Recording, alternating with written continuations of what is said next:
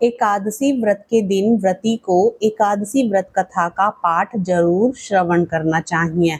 ऐसा माना जाता है कि व्रत कथा का पाठ करने से भगवान विष्णु की कृपा से सभी मनोकामनाएं पूरी हो जाती हैं और मृत्यु के पश्चात मोक्ष की प्राप्ति होती है। आषाढ़ माह के शुक्ल पक्ष की एकादशी को देवशयनी एकादशी के नाम से जाना जाता है। देवशयनी एकादशी से ही विष्णु जी 4 महीने के लिए योग निद्रा में चले जाते हैं। इस दौरान मुंडन संस्कार, शादी विवाह, सगाई, गृह प्रवेश समेत सभी मांगलिक कार्यों पर रोक लग जाती है। इस साल 6 जुलाई को देवशयनी एकादशी मनाई जाएगी। यह विशेष दिन श्री हरि विष्णु और माँ लक्ष्मी की पूजा के लिए शुभ माना गया है। एकादशी व्रत के दिन व्रती को एकादशी व्रत कथा का पाठ जरूर करना चाहिए। ब्रह्मवैवर्त पुराण में देवशयनी एकादशी के विशेष महात्म्य का वर्णन किया गया है। इस व्रत से प्राणी की समस्त मनोकामनाएं पूर्ण होती हैं। यह एकादशी आषाढ़ मास के कृष्ण पक्ष की एकादशी, जिसे योगिनी एकादशी कहते हैं, के बाद आती है। आषाढ़ मास के शुक्ल पक्ष की एकादशी को ही देवशयनी एकादशी कहा जाता है। इसी एकादशी से चातुर्मास का आरंभ माना जाता है। इस अवधि में कोई भी शुभ कार्य जैसे विवाह आदि नहीं किया जाता। मान्यता है कि इस दिन से भगवान श्री हरि विष्णु क्षीर सागर में शयन करते हैं और फिर 4 माह बाद उन्हें उठाया जाता है। उस दिन को देवोत्थानी एकादशी कहा जाता है। इस बीच के अंतराल को ही चातुर्मास कहा गया है। देवशयनी एकादशी को देवशयनी एकादशी, महा एकादशी, थोली एकादशी, हरिदेवशयनी, पद्मनाभाशयनी तथा प्रबोधनी एकादशी भी कहा जाता है। धर्मराज युधिष्ठिर ने कहा, हे केशव, आषाढ़ शुक्ल एकादशी का क्या नाम है? इस व्रत के करने की विधि क्या है और किस देवता का पूजन किया जाता है? श्री कृष्ण कहने लगे कि हे युधिष्ठिर, जिस कथा को ब्रह्मा जी ने नारद जी से कहा था वही मैं तुमसे कहता हूँ। एक बार देवर्षि नारद जी ने ब्रह्मा जी से इस एकादशी के विषय में जानने की उत्सुकता प्रकट की। तब ब्रह्मा जी ने उन्हें बताया, सतयुग में मानदाता नामक एक चक्रवर्ती सम्राट राज्य करते थे। उनके राज्य में प्रजा बहुत सुखी थी, किंतु भविष्य में क्या हो जाए यह कोई नहीं जानता। अतः वे भी इस बात से अनभिज्ञ थे कि उनके राज्य में शीघ्र ही भयंकर अकाल पड़ने वाला है। उनके राज्य में पूरे 3 वर्ष तक वर्षा न होने के कारण भयंकर अकाल पड़ा। इस अकाल से चारों ओर त्राही त्राही मच गई। धर्म पक्ष के यज्ञ, हवन, पिंडदान, कथाव्रत आदि में कमी हो गई। जब मुसीबत पड़ी हो तो धार्मिक कार्यों में प्राणी की रुचि कहाँ रह जाती है।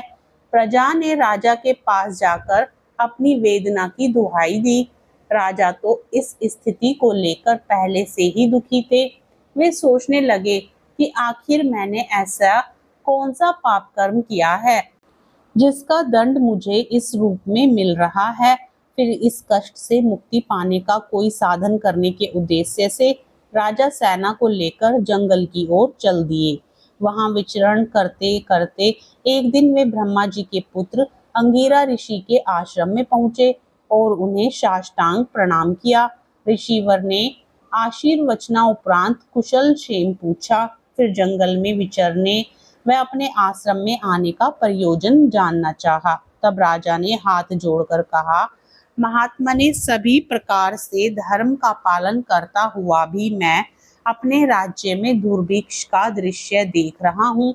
आखिर किस कारण से ऐसा हो रहा है? कृपया इसका समाधान करें। यह सुनकर महर्षि अंगिरा ने कहा, हे राजन, सब युगों से उत्तम यह सतयुग है। इसमें छोटे से पाप का भी बड़ा भयंकर दंड मिलता है।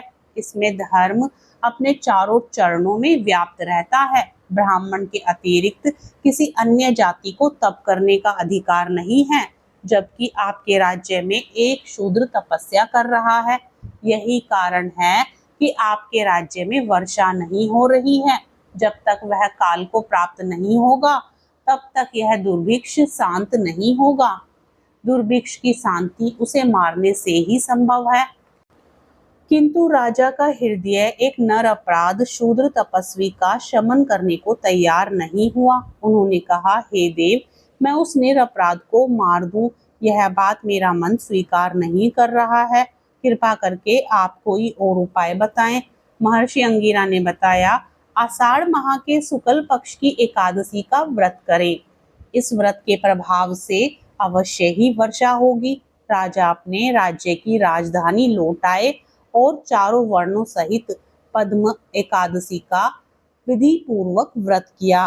व्रत के प्रभाव से उनके राज्य में मूसलाधार वर्षा हुई और पूरा राज्य धन धान्य से परिपूर्ण हो गया। ब्रह्मवेद पुराण में देवशयनी एकादशी के विशेष महात्म्य का वर्णन किया गया है। इस व्रत से प्राणी की समस्त मनोकामनाएं पूर्ण होती हैं। हिंदू पंचांग के अनुसार आषाढ़ माह के शुक्ल पक्ष की एकादशी तिथि की शुरुआत 5 जुलाई को शाम 6:58 पर होगी।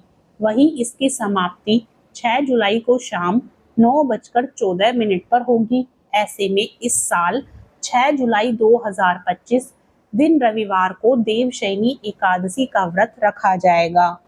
एकादशी व्रत का पारण द्वादशी तिथि के भीतर करना अत्यंत शुभ माना गया है। मान्यता है कि द्वादशी तिथि के भीतर पारण न करना पाप करने के समान होता है। देवशयनी एकादशी व्रत का पारण 7 जुलाई को किया जाएगा। व्रत पारण का शुभ मुहूर्त सुबह 5:29 से सुबह 8:16 तक रहेगा।